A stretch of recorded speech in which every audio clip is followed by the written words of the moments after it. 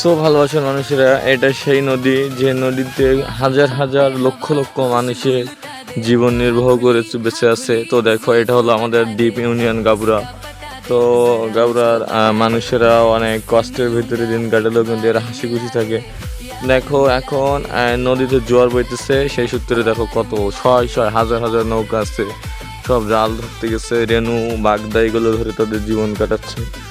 তো তোমরা যদি এরকম চিন্তা ভাবনা করে থাকো যে গাবর ইউনিয়নে আসবা, তো এসে দেখবা গাবর ইউনিয়নটা এখন কত সুন্দর দেখা যাচ্ছে।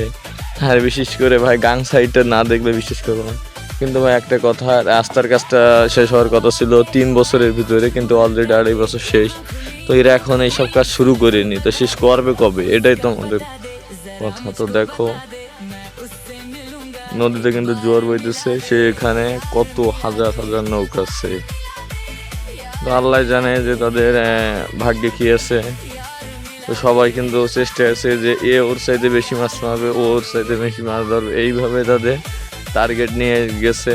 তো দেখো কত হাজার হাজার, এগুলো ক্যামেরায় তো ধরা পড়ে না, তো দেখো।